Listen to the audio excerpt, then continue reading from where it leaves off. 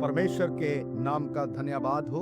मैं reverend Aaron Masih the Christ follower ministry से आप लोगों का स्वागत करता हूं।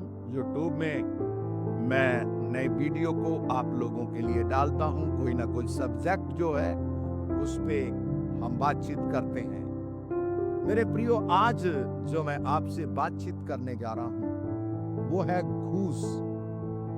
संसार के अंदर घूस जो है बहुत तेजी से बढ़ रही है। मेरे साथ निकालिए व्यवस्थावरण उसका 10 अध्याय उसका 17 पद।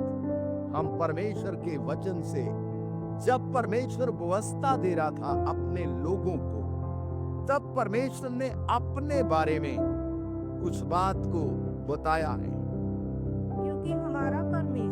क्योंकि तुम्हारा परमेश्वर यहोवा वही ईश्वरों का परमेश्वर, वही ईश्वरों का परमेश्वर और प्रभुओं का प्रभु, प्रभुओं का प्रभु है। वो महान पराक्रमी, वो महान पराक्रमी, वो बेयोग ईश्वर है, अयोग्य ईश्वर है, जो किसी का पक्षपात नहीं करता, जो किसी का पक्षपात नहीं करता और ना घूस लेता है। ना घूस लेता है।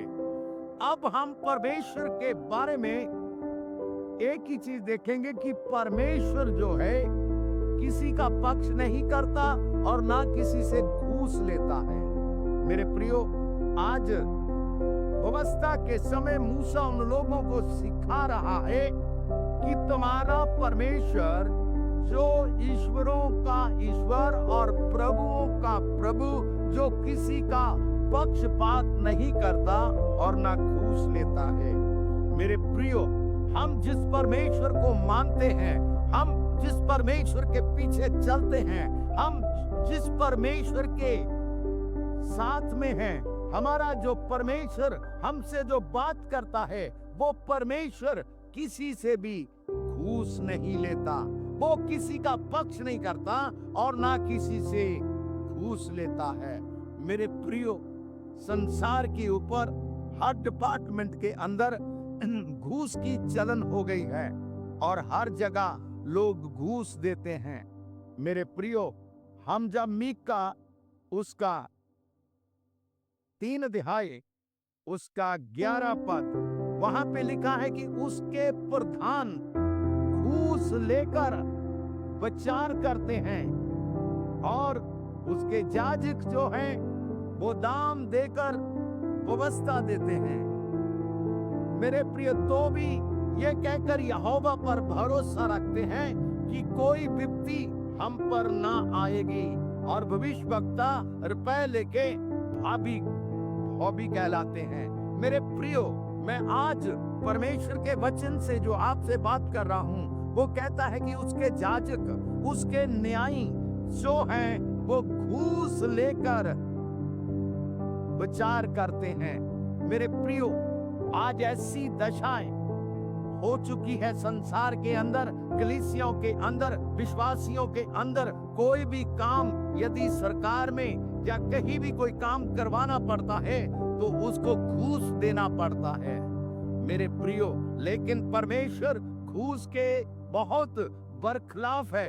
हम कभी भी किसी को घूस ना दें, अपने आप को ईमानदार बनाएं, अपने आप को वफादार बनाएं। प्रभु के न्याय हैं तो प्रभु की व्यवस्था के अनुसार, प्रभु के वचन के अनुसार हम अपने जीवन को चलाएं। मेरे प्रियो, उसके हाकिम घूस लेके विचार करते हैं। मेरे प्रियो, कितना कठिनाई का समय आ गया है। यदि हम अपने बच्चों को नौकरी लगाना है या कहीं कुछ बड़ी जगह में भेजना है तो हम घूस देने के लिए तैयार रहते हैं।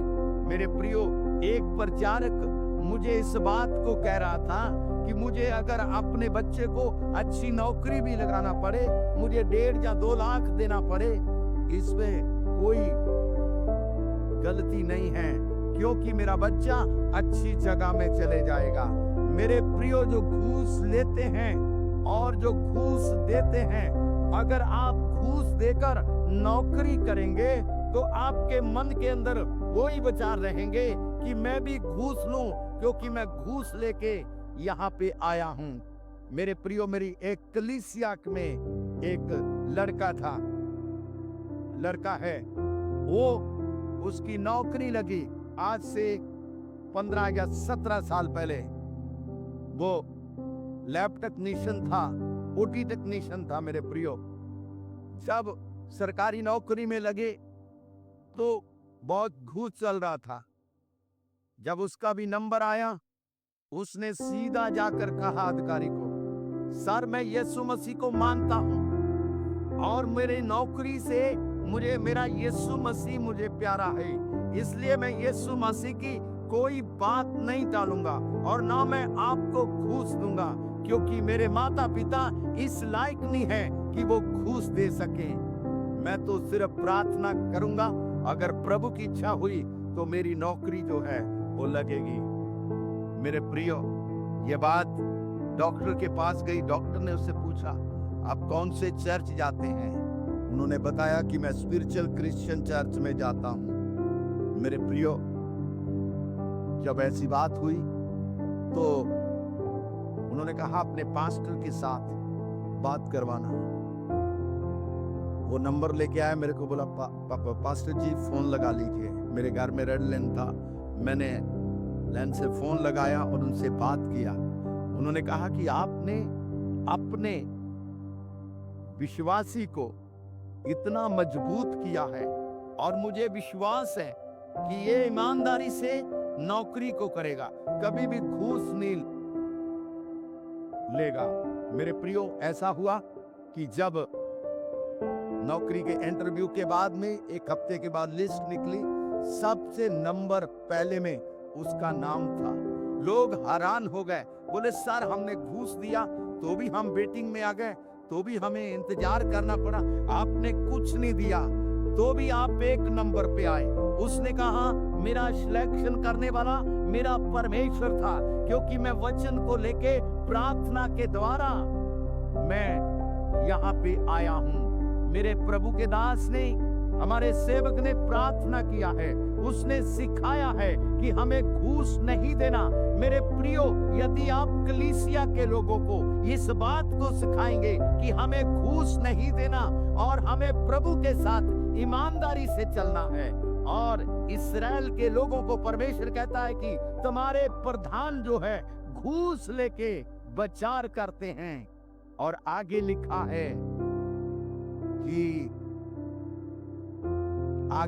है कि जो याजक है वो दाम देकर व्यवस्था देते हैं, और भविष्यवक्ता रुपयों के लिए भाभी कहते हैं।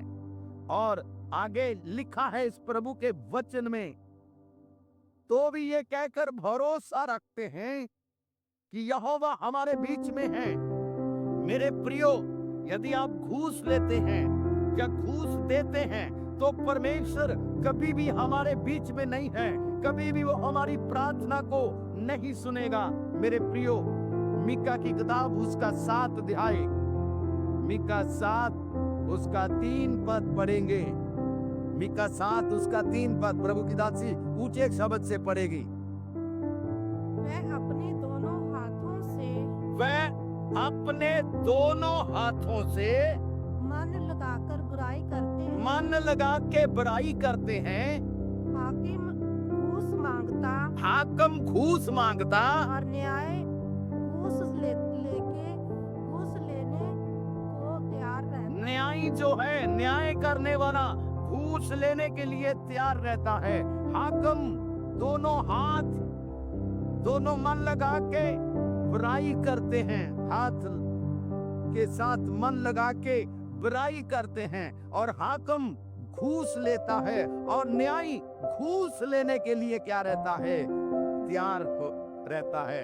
मेरे प्रियो, ये घूस किसी को नहीं छोड़ती।